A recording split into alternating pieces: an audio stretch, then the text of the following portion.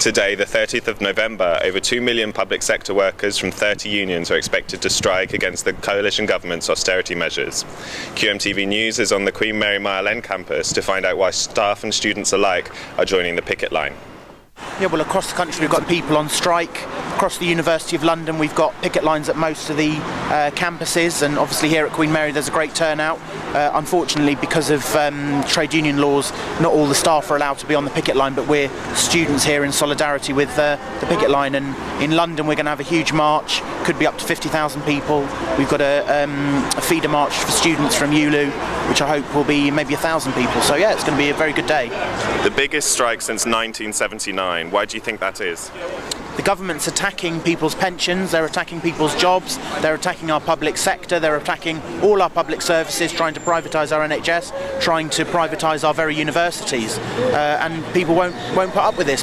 Pensioners won't put up with their libraries closing, disabled people won't put up with their benefits being cut, workers won't put up with their pensions being cut, and having an effective pay cut due to under-inflationary pay rises. So the government's trying to fight every single section of society as part of an extreme austerity measure, which is clearly an ideologically motivated attack on public services and for privatisation to make money for the people who support them, the people in the city. We're not trying to be difficult here. We just ask you to turn your car around. Thank you very much.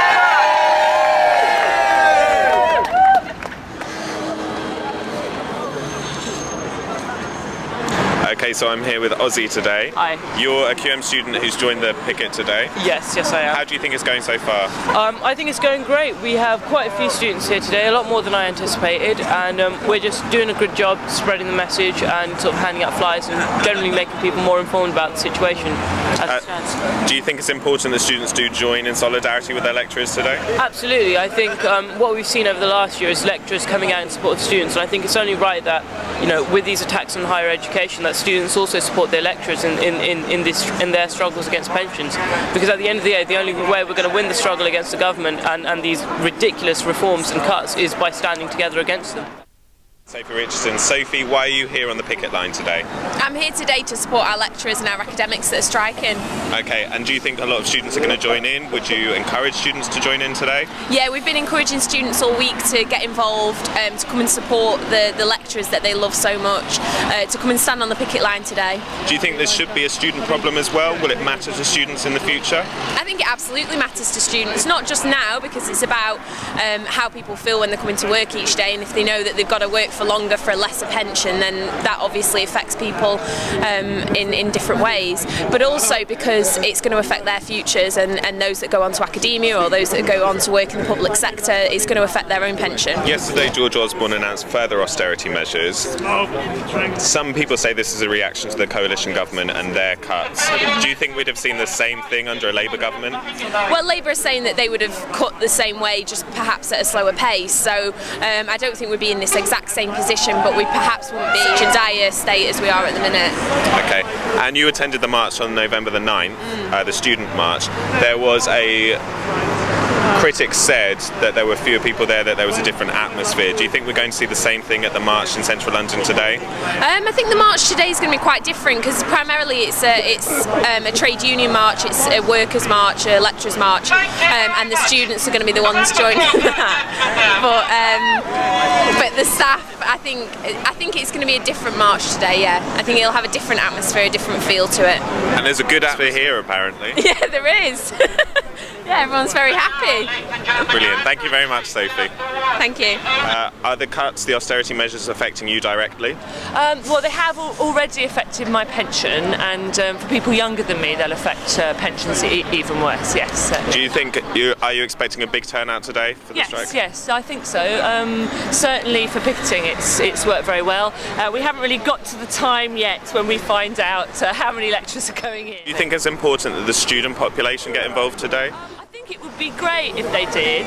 I'm certainly not in the business of trying to pressurise students not to cross the picket line, but I know a lot of students are very supportive, and the ones demonstrating here today also show that, I think. And we've been asking today, do you think it's a reaction to the coalition government? Would only the coalition government have done this, or would you have expected the same under a Labour government? Well, Labour say they would have cut, less harshly and less quickly, but who knows?